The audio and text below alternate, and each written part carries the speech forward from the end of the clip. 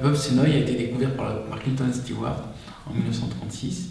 Et c'est Clinton Stewart, qui est un ethnologue américain, qui est le premier à en avoir parlé et à l'avoir fait découvrir au monde occidental. Donc c'est une tribu qui vit en basant toute sa culture sur les rêves et le sommeil. Donc ils dorment beaucoup, ils rêvent beaucoup, ils parlent énormément de leurs rêves et leurs rapports sociaux sont définis par la qualité de leurs rêves et les thèmes de leurs rêves. Par exemple, si un homme rêve qu'il fait l'amour avec une femme, il doit la remercier au réveil. Si jamais cette femme est mariée, il doit aussi remercier le mari qui aura été cocu dans le rêve. Et de même qu'un enfant est considéré comme adulte dès le moment où il aura été capable de vaincre un félin durant ses rêves. Toute la vie est organisée sur les rêves et c'est une société qui est extrêmement saine, dans laquelle il n'y a pas de fou et dans laquelle il n'y a pas de suicide.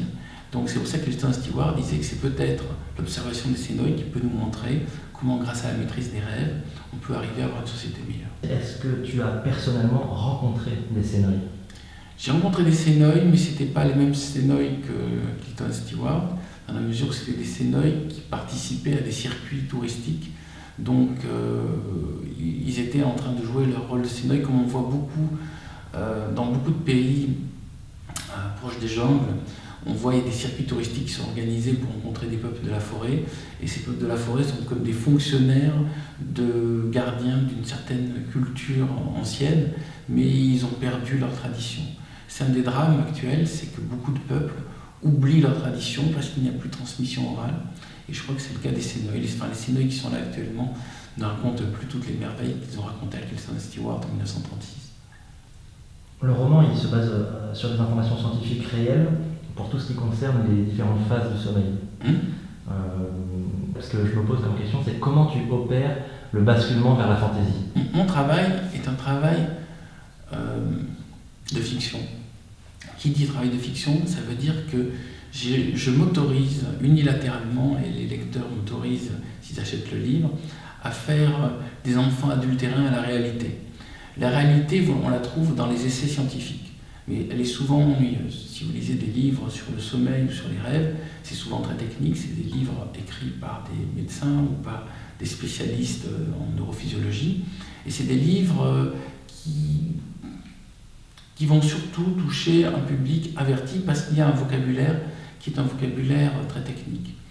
Avant, j'étais journaliste scientifique, et mon travail consistait à faire de la vulgarisation scientifique, c'est-à-dire faire comprendre des choses un peu complexes, un peu techniques, au grand public. Mon travail d'écrivain romancier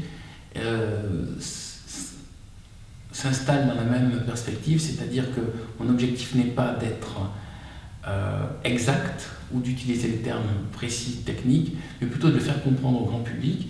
Et une fois que j'ai fait comprendre au grand public ces notions qui sont un peu complexes malgré tout, comment fonctionne le sommeil, comment fonctionne le rêve, pourquoi certains ont des insomnies, pourquoi certains sont somnambules, une fois que j'ai transmis ça, essayer d'imaginer comment toute cette science pourrait évoluer.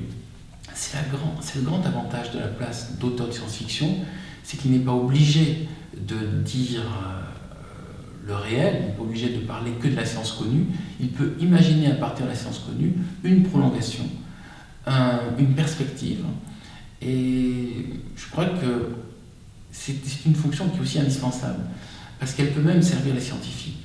Les scientifiques sont auto-limités par la peur du ridicule, la peur de passer pour des charlatans, la peur de passer pour des hurluberlus. Et donc, du coup, même s'ils ont une intuition, même s'ils ont une bonne idée, ils n'oseront pas l'exprimer de peur d'être jugés par leur père.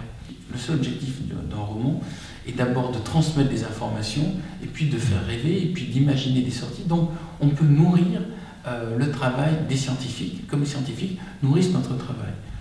Je pense que ce que j'ai écrit, comme par exemple le cinéma oniroramique, un cinéma où on capte les petits contacts électriques du cerveau pour les transformer en signaux qui eux-mêmes se transforment en images, ça peut paraître délirant de nos jours, mais je pense que d'ici 50 ans, ça fera partie des domaines dans lesquels il y aura des réelles recherches, c'est-à-dire qu'on essaiera réellement de projeter sur un écran les images des rêves.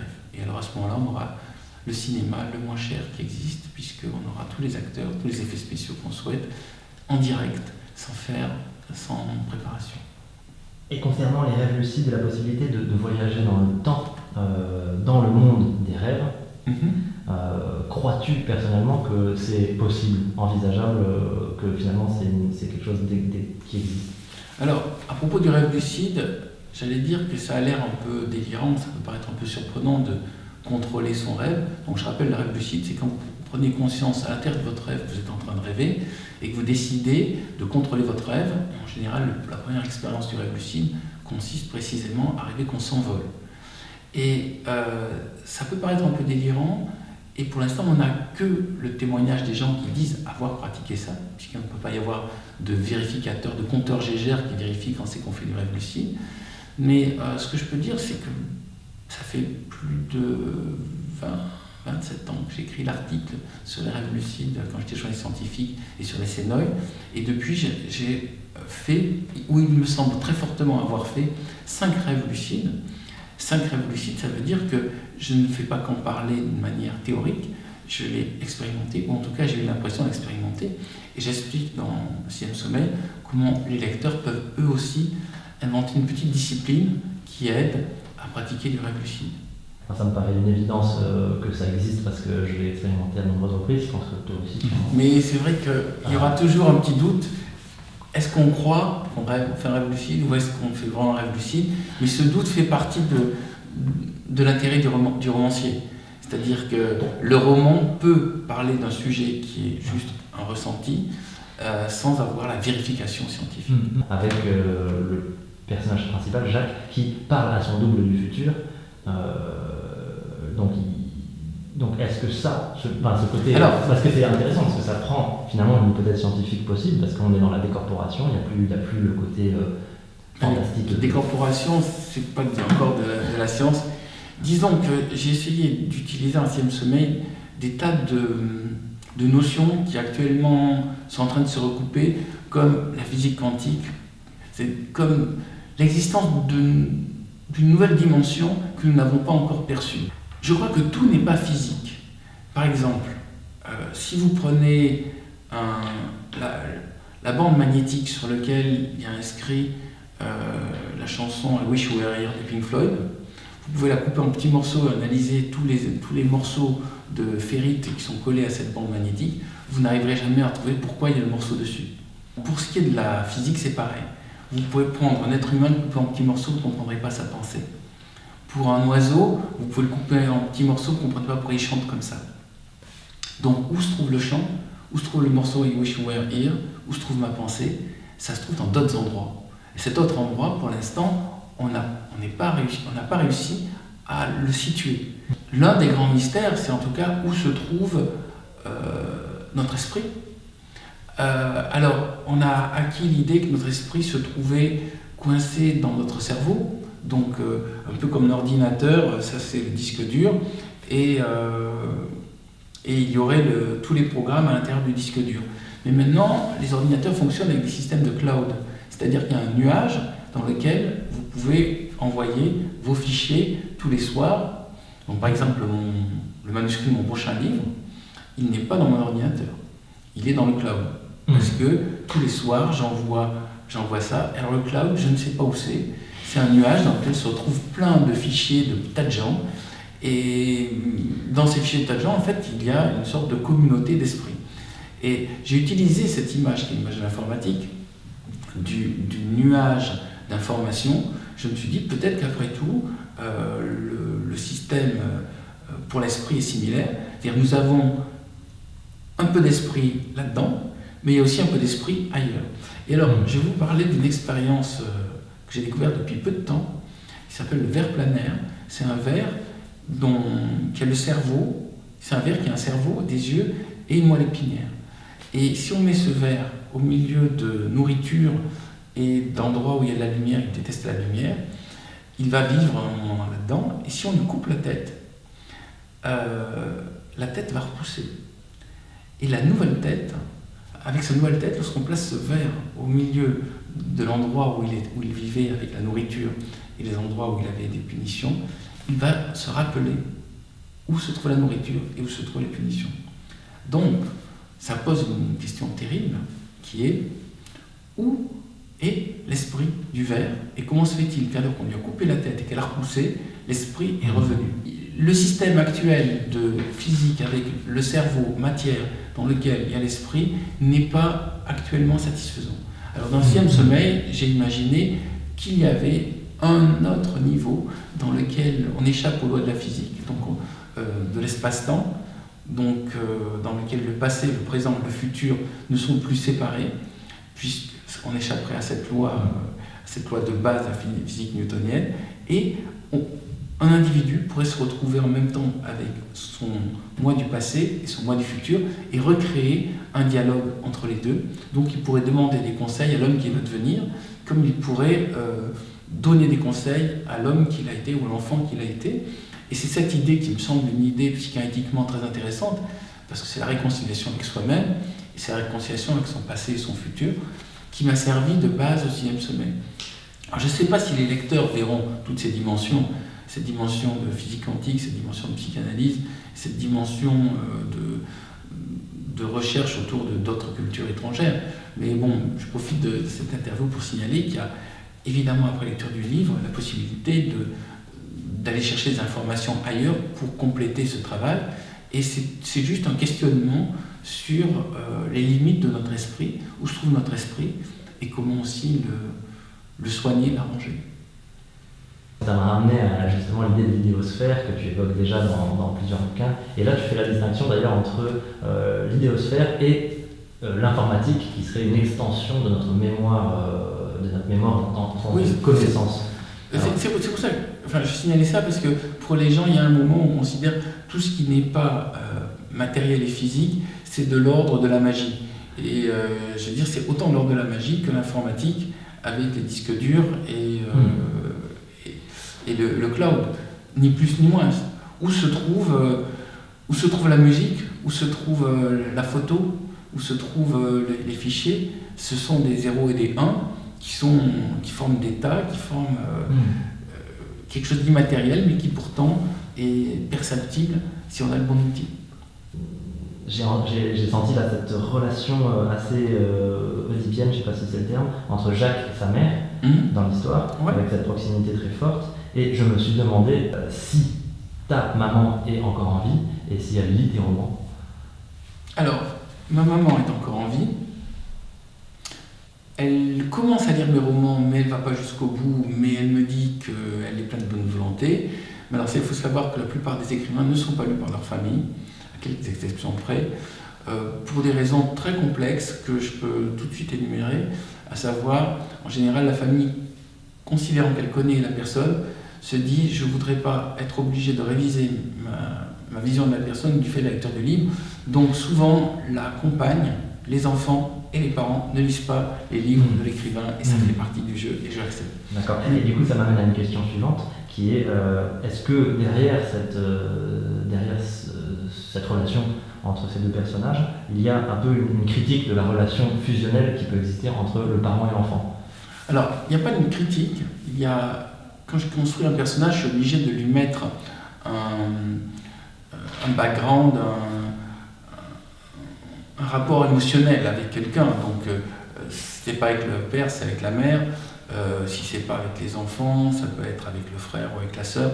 Mais la famille est la première source émotionnelle de relation des individus. Donc, c'est évident que c'est quelque chose de fort, et surtout la relation à la mère, vu que c'est le premier contact, la première nourriture, la première odeur, le rapport à la mère est extrêmement fort.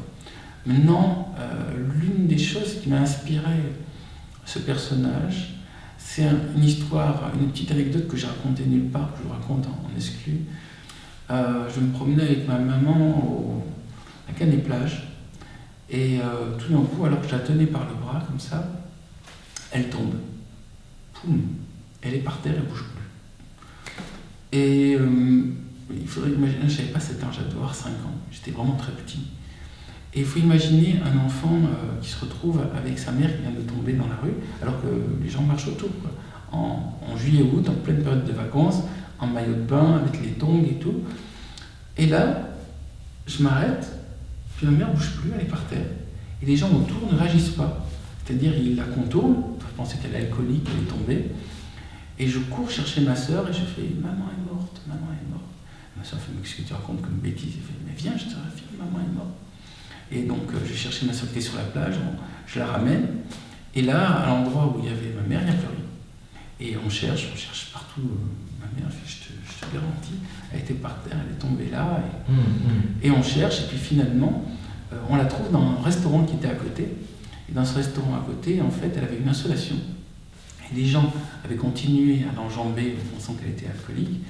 Et quelqu'un avait eu l'idée que c'était une insolation. Et il l'avait amenée à l'ombre. Et là, il lui avait mis, je me rappelle, un verre sur le front. Et il y avait une bulle qui était sortie. Et elle avait repris l'esprit. J'avais beaucoup de la bulle. Je ne peux pas expliquer ça physiquement. Et il l'avait hydraté et tout. Donc c'est une insolation, elle était tombée, ça était resté trop longtemps au soleil. Mais en tout cas, moi j'avais vécu le choc émotionnel de maman est morte. Et aussi, personne ne veut me croire. Donc c'était 2 moments où tout d'un coup, mon système émotionnel avait connu un grand choc. Alors on utilise, nous, écrivains, on utilise ces souvenirs, ces chocs émotionnels pour trouver de la matière première pour écrire, évidemment. J'ai aussi retrouvé des aspects de l'intrigue qui m'ont fait penser à des aspects de l'intrigue des Thanatonautes. Parce que c'est encore une fois un continent inexploré, sauf qu'au lieu d'être la mort, c'est le sommeil, qui est une petite mort selon certains d'ailleurs. Des scientifiques qui mènent des expériences secrètes sur des animaux, puis sur les humains, qui sont admirés puis rejetés du grand public. Et du coup, voilà, moi je me posais la question, un petit peu peut-être hors sujet, mais en tout cas c'était cette question de est-ce qu'il y a des liens avec des expériences réelles ou des personnes que tu connais ou que tu auras connues dans ta vie sur tout ça. Sur les expériences sur les animaux telles qu'elles ont été faites en laboratoire, à l'époque où j'avais fait le reportage sur les rêves, en effet, j'avais découvert qu'il y a des laboratoires qui travaillent sur les chats, et notamment sur les rêves des chats, et j'avais interviewé des scientifiques qui avaient travaillé là-dessus. Maintenant, sur la comparaison avec les Thanatonautes, évidemment qu'il y a un lien avec les Thanatonautes qui est l'exploration d'un nouveau niveau de conscience. Mais dans les Thanatonautes, c'est un voyage aller simple. Une fois qu'on meurt, a priori, on ne peut plus témoigner. Alors que le sommeil nous permet tous les jours d'expérimenter l'aller-retour. Nous y allons et nous ramenons un peu de souvenirs, nous ne ramenons rien, mais en tout cas nous faisons tous les jours l'expérience du sommeil. Et il faut voir que dans la mythologie grecque, par exemple, Thanatos est le frère d'Hypnos, donc le sommeil est le frère de la mort, et qu'on retrouve ça partout. Cette notion d'expérience d'un autre monde hors de la conscience est forcément commune, l'expérience commune entre le sommeil et la mort. Quand Jacques et son double du futur se retrouvent ensemble dans le cerveau et qu'ils doivent faire face à leur inconscient commun, ils découvrent un inconscient qui est égoïste, jaloux, écorché vif, qui a beaucoup de souffrance en lui. Et c'est là où on est vraiment sur quelque chose de très psychanalytique, effectivement, dans ce roman, je trouve, qui est assez extraordinaire, qui nous amène justement à... Enfin, j'ai l'impression que ce que tu proposes au lecteur, d'une certaine manière, à travers l'ensemble du roman, c'est de sortir de la culture de la souffrance, et même au-delà de ça, d'une forme de culture du masochisme. Est-ce que tu pourrais nous définir l'inconscient ? Comment tu définirais, toi, l'inconscient, en tout cas tel qu'il est présenté dans le 6e sommeil ? Alors, pour le 6e sommeil, j'ai inventé un inconscient qui est en soi un territoire intérieur, de la même manière que la noosphère, donc l'endroit où se retrouvent tous les rêves, qui est un nuage à l'extérieur de la planète dans lequel tous les rêves se retrouvent. L'inconscient, c'est le truc qui est au fond de notre esprit. Longtemps, j'ai pensé à l'inconscient, c'était la partie la plus sage d'entre nous, c'est-à-dire qu'il y a quelque chose au fond de nous qui sait, et le conscient essaie de se connecter à l'inconscient pour avoir accès à ces infos. Maintenant, dans le 6e sommeil, j'ai imaginé que cet inconscient lui-même est faillible, parce qu'il est tellement profond qu'en fait, il fonctionne à l'émotionnel. Il fonctionne avec la peur, il fonctionne avec l'envie de vengeance, avec la jalousie, et que cet inconscient n'est pas exempt de défauts. Voilà, c'est ça que je voulais dire. Mais personnellement, Au moment où je l'ai écrit, je me suis dit, c'est pour le roman, pour montrer qu'on croit que l'inconscient est parfait et il n'est pas parfait. Mais il y a des moments où je me dis que entre mon inconscient, qui est le seul que je connais bien, il est beaucoup plus fort que moi, puisque c'est lui qui écrit les bouquins. Et dans ce cas, je dirais, en plus, il a de l'humour, puisqu'il lui-même m'a fait écrire qu'il était faillible. Donc ça commence à être une mise en abîme complexe, mais c'est ça qui m'amusait. C'est mon inconscient qui m'a fait écrire que l'inconscient était faillible. Oui, justement, alors c'est cette histoire. Est-ce que tu peux nous parler un peu d'un des messages qui semblerait être lié au masochisme? Ah, ça c'est pas le masochisme. Il y a chez l'homme, à mon avis, une certaine inaptitude au bonheur qui vient il se complique la vie plutôt que de la simplifier. Voilà, c'est pas du masochisme, c'est la peur mal gérée. Je me suis retrouvé à avoir un débat avec un grand philosophe qui m'expliquait que ça ne servait à rien de faire quoi que ce soit, vu qu'on allait tous mourir. Enfin, il expliquait dans le débat, il y avait une foule face à nous, et je lui dis peut-être qu'on va tous mourir, mais pour l'instant, on est vivant. Donc, non seulement on est vivant, mais en plus, on a la possibilité d'agir.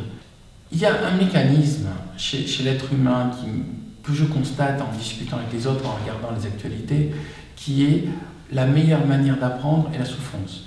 Pourquoi ? Parce que quand on se fait pincer le doigt, on mémorise, tiens, mettre le doigt dans la portière de la voiture, c'est la chose à ne pas faire. Et tant qu'on est dans la théorie, qu'on vous dit, mettez pas votre doigt dans la porte de la voiture, on se dit, ouais, bon, c'est l'autre qui le dit, mais j'ai pas envie d'obéir, puis pour qui il se prend, celui-là. Enfin, ce principe d'apprendre par la douleur est quelque chose d'ancien et en même temps quelque chose de très efficace. Tu as fait une bêtise, tiens, voilà une claque. C'est comme ça qu'on a été éduqués, c'est comme ça que certains éduquent encore leurs enfants. Maintenant, est-ce qu'il n'y a pas une manière, et c'est ce que je propose dans la plupart de mes livres, d'apprendre sans la douleur, sans la punition? Moi, je voudrais là, pour le coup, juste rebondir que depuis la nuit des temps, il y a des fortes probabilités qu'on apprend par le plaisir et par le bonheur. C'est-à-dire qu'une mère qui prend son enfant dans ses bras et qui va être tendre avec lui, c'est aussi un apprentissage qui nous marque.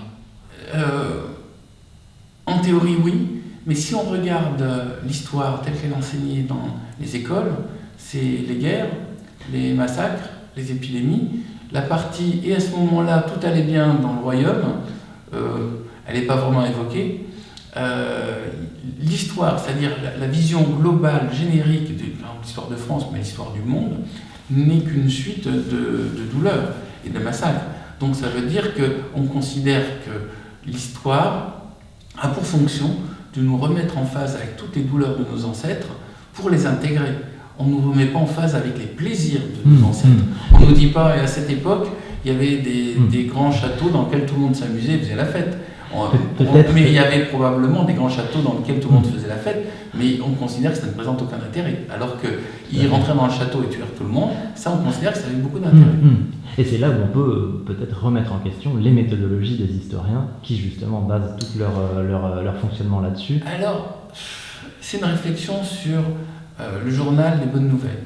C'est-à-dire qu'en journalisme, j'ai fait une école de journalisme, on nous a appris, le journal des bonnes nouvelles n'intéresse personne. Donc les souvenirs des bons moments sont des souvenirs qui en fait intéressent moins que les traumatismes d'enfance. Chez le psychanalyste, on n'y va pas pour dire, vous savez, à mon anniversaire, quand j'avais 12 ans, il y avait plein de gens, on a fait la fête, on a mangé des bons gâteaux. On y va plutôt pour dire, il y a telle personne qui m'a agressé et j'ai pleuré toute la soirée. Donc nous fonctionnons déjà naturellement nous-mêmes en dehors des livres d'histoire, on ne peut pas les tenir responsables, dans le mode la douleur nous apprend et le plaisir est éphémère. Et ce qui est paradoxal, je trouve, c'est que ce que tu proposes précisément dans ton roman, et si on s'intéressait au plaisir, au bonheur et à faire de l'inconscient son allié plutôt que son ennemi. Oui, c'est des voies de recherche. Moi-même, je les utilise. Je suis à la recherche d'un état de libération du poids de toute cette culture que j'ai reçue, qui était une culture que je reçois, il suffit que j'allume les actualités, c'est quand même de la douleur qu'on reçoit. Pourquoi les gens regardent les actualités ? Aux actualités, on va vous annoncer que le monde s'écroule, que vous allez probablement vous faire agresser en sortant dans la rue, et pour nos enfants, ils vont avoir une planète dans laquelle il n'y aura plus d'eau et d'air respirable. C'est ça qu'on nous répète tous les soirs aux actualités. Bon, une fois qu'on a vu ça, qu'est-ce qu'on fait? Qu'il nous reste à faire, c'est soit on se drogue, soit on boit, soit on se suicide, mais en tout cas, il n'y a pas d'encouragement à hey, les gars, si on se mettait tous ensemble pour inventer un monde dans lequel il y a encore plus de plaisir et de bonheur. Donc, pourquoi les gens regardent la télé? Pourquoi ils encouragent ça? Ça vient aussi, la faute n'est pas seulement aux chaînes. Les chaînes proposent ce que les gens consomment. Mais pourquoi les gens vont voir des films d'horreur? Pourquoi les gens vont voir des films où on torture leur prochain et où il y a des scènes de violence qui sont des scènes de violence? Pourquoi lire ces livres gore dans lesquels il y a une surenchère de boucherie? Et si on regarde les meilleures ventes, il y a tout le temps un livre vraiment d'accumulation d'atrocités qui tient les hauts du pavé. Pourquoi les gens achètent ça? Pourquoi ils ont besoin de ça? Donc ça veut dire que la douleur a fait partie d'une sorte de nécessité de création culturelle. Et moi, ce que je pense dans le livre, c'est qu'on se libère de ça. J'espère que les générations suivantes trouveront une méthode non violente, non douloureuse pour évoluer. Mais quand on regarde l'histoire, tous les grands progrès, se sont faits avec ce qu'on appelle des révolutions. Révolution, c'est un coup le peuple qui va tuer les dirigeants d'une époque. Ça se passe jamais de manière très tranquille. Les guerres, c'est les guerres qui ont fait évoluer les technologies. C'est encore un paradoxe pour moi ce que tu exprimes ici, parce que là c'est une réflexion qui est basée sur tout ce qui a été le passé de l'être humain, de l'humanité, alors que dans ton roman, tu proposes de se baser sur le futur quelque part, dans le sens que finalement le personnage principal demande conseil à son double du futur, qui sait lui comment parce que vu que le passé me semble une impasse, c'est le cas de le dire, je me dis il nous reste le présent, donc apprécier le présent, et il nous reste chercher des voies de sortie vers la lumière dans le futur.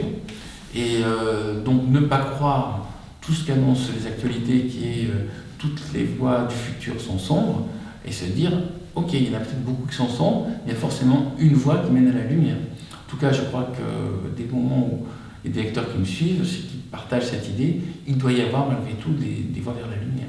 On mange tous les jours, on a une espérance de vie qui est bien supérieure à celle de nos parents et de nos grands-parents. En France? Donc, en France, peut-être, mais c'est un progrès en France, ici et maintenant, mais on est ici et maintenant en France. Oui. 5e puissance mondiale, basée sur du coup les 180. Alors on va dire déjà, si on prend l'exemple de la France, pour une personne qui vit par exemple comme nous à Paris maintenant, il y a une espérance de vie avant qui devait être de 70 ans et qui est passée maintenant à 80 ans. Ça c'est un point déjà positif. Malgré tout ce qu'on nous annonce aux actualités, les chances de se faire agresser violemment dans la rue, dans sa vie, sont réduites. Donc la redistribution des richesses, par contre, elle se fait plus lentement que les progrès. Mais les progrès existent réellement et nous en bénéficions réellement. Donc il ne faut pas être ingrat avec le travail de nos ancêtres. Par contre, il faut se dire, vu qu'il y a eu des gens dans le passé qui ont permis d'avoir un monde meilleur, c'est à nous maintenant de préparer un monde meilleur pour nos enfants. On train de tout faire pour qu'ils aient un monde meilleur plus tard.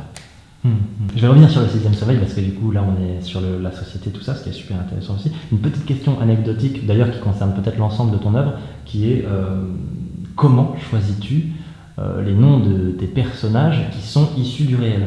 Je prends l'exemple de Hélène Pau et de Francky Charras pour le 6e sommeil.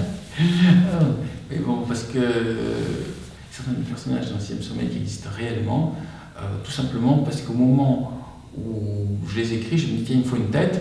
Donc je regarde parmi mes amis, et je leur dis tiens, en plus ça leur fera plaisir d'être dans le bouquin. Et après je leur demande, ça vous gêne si je vous laisse votre vrai nom, votre vrai prénom direct dans le bouquin? Et puis s'ils me disent non, je ne le mets pas, s'ils me disent oui, je les laisse. Donc c'est le cas pour Hélène Pau et Francky Charras, qui en effet existent réellement, mais qui ne sont pas exactement comme les personnages que j'ai mis dans le roman. Il y a aussi Cécile Coulon, qui est une grande écrivaine, que j'ai fait une petite apparition. Voilà. Et oui, non pas le métier et la personnalité qu'ils ont dans le roman. Voilà. C'est-à-dire que je crois que Hélène Pau, elle est lieutenant de police ou colonel de police, alors que dans la réalité, elle étudie justement l'hypnose et les rêves, etc. Exactement. Donc ça c'est intéressant. Ah oui, quand même, je mélange un peu les cartes. Réflexion sur ton idée de l'inconscient, qui est vraiment intéressante parce que pendant tout le temps où tu parlais donc, de l'inconscient et tous les termes que tu pouvais employer par rapport à ça, je me disais que si on remplace ce terme de inconscient par le mot Dieu, eh ben, ça fonctionne à merveille. Dans l'idée que Dieu est insaisissable, que Dieu est un grand mystère, indéfinissable. Que Dieu est à l'extérieur et l'inconscient est à l'intérieur. Tout à fait.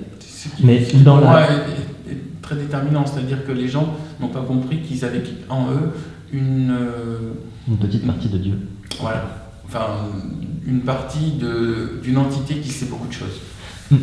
Et du coup, par rapport à ça, par exemple, j'ai souvent parlé, moi, avec des personnes qui sont croyantes, qui parlent de Dieu, etc. Et certains m'ont dit qu'il est normal d'entretenir une relation conflictuelle avec Dieu jusqu'à l'âge de 40 ans à peu près, on va dire. Et si on remplace donc pareil par l'inconscient, ça fonctionne. C'est un Dieu paternel, tel que tu le décris. C'est-à-dire qu'on en revient à Oedipe. L'enfant, il voit un type beaucoup plus grand qui lui donne de la nourriture et qui lui donne des coups. Après, une fois qu'il est adulte, il se dit il doit y avoir quelqu'un encore plus grand qui me donne de la nourriture et qui me donne des coups. Donc c'est une vision en fait limitée. C'est pour ça que je crois qu'il faudrait inventer une autre notion de Dieu. Oui. Le mot de Dieu ancien me semble très réductif. Oui, quand je parle de Dieu, moi, c'est pas du tout la conception du barbu dans le ciel, c'est vraiment la conception plutôt animiste du tout, c'est-à-dire que tout fait partie de tout et que du coup, chaque petite parcelle du monde en fait partie. Est-ce que tu peux nous parler en quelques instants d'expériences, de rêves que toi tu aurais faites et les rêves que tu préfères faire? En général, alors d'abord, le premier geste quand je me lève le matin, c'est de débrancher le système d'analyse de mon sommeil, donc l'hypnogramme. Ensuite, le deuxième est de noter le rêve. Les rêves, ces temps-ci, je rêve beaucoup des scènes du roman sur lequel je travaille actuellement, parce que d'abord, c'est une période fétale du roman, c'est-à-dire qu'il y a encore tout malléable, on peut faire beaucoup de choses, donc c'est là où c'est vraiment intéressant. Donc je me raconte en dormant tout le roman pour le rêver et le revoir le lendemain. Sinon, en général, je mélange des scènes qui me sont arrivées dans la journée avec la série, parce que tous les jours je regarde une heure une série, avec des bouts de série que j'ai regardés et des rencontres que j'ai faites dans la journée. Et c'est ce mix qui fait quelque chose, une sorte de petit film fantastique, très codé, dans lequel je ne comprends pas les codes, d'ailleurs je ne comprends pas mes propres rêves. En dehors des rêves où il y a des scènes de mes romans qui apparaissent, je ne comprends pas la plupart de mes rêves. Mais souvent, ça résout un problème profond que je n'ose même pas me poser. Genre, est-ce que je ne me trompe pas de sujet de roman? Par exemple, je vais me programmer pour rêver d'une scène du roman, et ce qui va m'arriver en rêve, c'est laisse tomber ce roman, il faut en faire un autre. Ça peut arriver comme ça. Actuellement, c'est ce qui m'arrive. Ouais, pour toi justement, donc le sixième sommeil, si tu as quelque chose à en dire, à en exprimer maintenant qu'il est fait et qu'il est à l'extérieur de toi. Le livre est sorti en octobre. Octobre, novembre, décembre, 3 mois sont passés. Donc avec 3 mois, j'ai un feedback du livre. Et ce feedback est une connexion Thanatonote, c'est-à-dire que j'ai retrouvé le public Thanatonote. Et la deuxième, c'est un truc beaucoup plus intéressant, c'est qu'après avoir lu le livre, la plupart des gens ont voulu utiliser, me demandent les hypnogrammes, c'est-à-dire les petites applications d'hypnogrammes, et ils veulent commencer à noter leurs rêves, et ils veulent commencer à travailler dessus. C'est-à-dire, les Thanatonotes ne permettaient pas de faire, maintenant vous avez lu le roman, Tester la mort, par contre, le sixième sommeil autorise cette chose extraordinaire. Vous avez lu le roman, ça vous intéresse, vous pouvez poser un petit carnet sur votre table de chevet et tester déjà la notation des rêves, qui est le premier stade. Vous pouvez aussi essayer de faire du rêve lucide en regardant vos mains et en fermant les yeux, en regardant l'exercice qui est proposé dans le livre. Vous pouvez utiliser toutes les techniques de rêve lucide qui sont proposées dans le livre. Vous pouvez commencer à réfléchir aussi sur le fait que votre compagnon, votre compagne fait du somnambulisme. Il y a plein de choses pratiques. Je ne m'attendais pas à ce que ça marche à ce point. Maintenant, je crois que vu que c'est quand même nouveau, il va falloir un temps pour que les gens intègrent ça. Chacun va prendre un truc qui l'intéresse. Est-ce que c'est les rêves? Est-ce que c'est la psychanalyse? Est-ce que c'est le rapport à l'atmosphère? Bon, il me semble que ça chemine doucement, mais comme ça chemine doucement dans mon livre, c'est pas moi qui ai créé ça, c'est-à-dire qu'il y a un besoin de reconnexion à soi-même chez tous les êtres humains, il y a un besoin de comprendre au-delà des technologies ce qu'est la nature de la pensée et la nature du monde. Maintenant, vous savez, quand on fait un livre, c'est comme on fait un enfant. Dès qu'on l'a fait, on peut lui donner un petit coup de main en faisant des interviews, en faisant des conférences pour qu'il existe, mais il y a un moment où il nous échappe. Et non seulement il nous échappe, mais il appartient au lecteur, c'est-à-dire les lecteurs le vivent et le ressentent d'une manière qui leur est unique, et peut-être qu'ils vivent des choses qui ne sont pas dans le livre, et peut-être qu'ils comprennent des choses au-delà du livre, ou qu'ils trouvent des prolongations auxquelles je n'ai même pas pensé. C'est aussi toute la merveille de ce métier, c'est qu'on peut faire quelque chose qui nous dépasse, on peut faire des enfants qui sont plus intelligents que nous, on peut faire des enfants qui nous apprennent des choses. Je crois que les livres sont faits pour permettre aux lecteurs de se retrouver eux-mêmes. C'est-à-dire un bon livre, c'est un miroir, c'est un endroit où, en lisant l'aventure de Jacqueline, les lecteurs du 6e sommeil vont comprendre quels sont leurs propres rapports à leur inconscient, leur propre rapport au sommeil, et comment ils peuvent eux-mêmes évoluer, parce que ça sert à ça, les livres, évoluer et apprendre. C'est pas juste on raconte une histoire, et puis on se demande ce qui va arriver après, et puis à la fin, le héros meurt ou il est heureux. C'est un endroit où on va être changé. Je crois qu'un bon livre est un livre qui change ses lecteurs. Enfin, moi, les livres qui m'ont donné envie d'écrire et qui m'ont plu sont les livres qui m'ont changé. Et il faut se laisser influencer par un livre pour qu'il nous ouvre de nouvelles voies. J'espère que celui-là ouvrira beaucoup de voies pour mes lecteurs.